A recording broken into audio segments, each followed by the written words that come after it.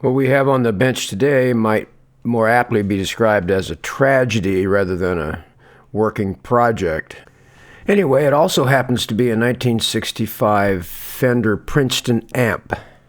This is the AA964 that did not have reverb, which made it less valuable than its close brother, the AA1164, made at the same time, which did include reverb.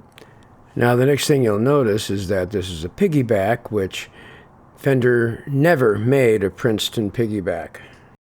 You may have caught a glimpse of the top of the speaker cutout while looking inside this cabinet, which means somebody just took a saw and just sawed off the top of that combo amp, got rid of the bottom part, and turned it into a piggyback, which Fender never made. Don't worry, it gets worse. So I'm going to pull the back off and get a little better look.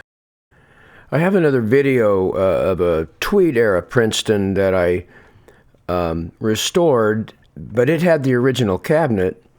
I had to go into the circuit and almost build it from scratch, but at least it had the cabinet. This one here, all I can really do is build a new cabinet for it. I could also just fix the problems with the circuit and put it back in this cabinet, so if that's what the owner wants, then he can just use it as it is.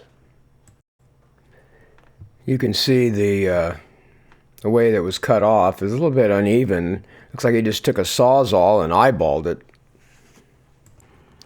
So the next thing I'm going to do is pull this chassis out and take a look around on the inside.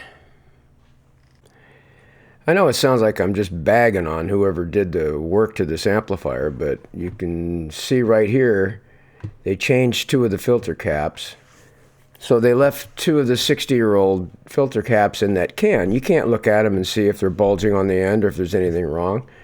You need to change those. You know, they left in the death cap and the polarity switch. That should all have been wired around when they put that new plug in.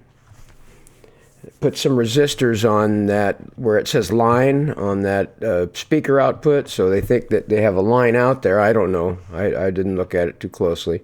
They did change out the other electrolytic caps, and you can also see that it's missing an input jack, and as well as the 68K grid stopper, which should be in there. There's where they marked that one for line. It's not the way I would have done it, but I don't know.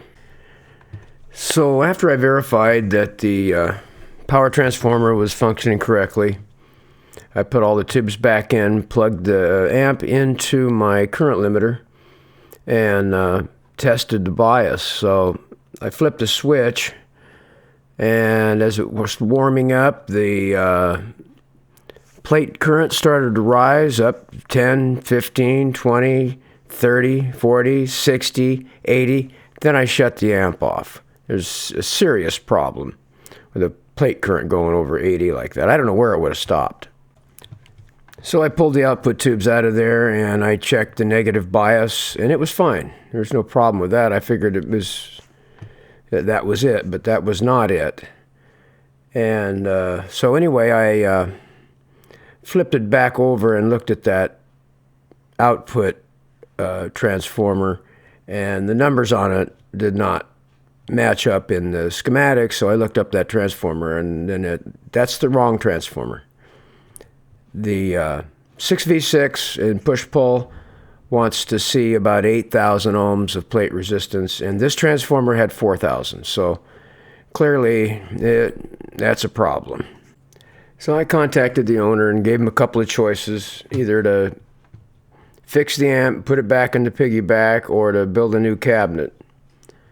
So I haven't heard back from him yet, but I don't know. Maybe somebody out there has a better idea what to do with something like this, because I'm kind of out of ideas.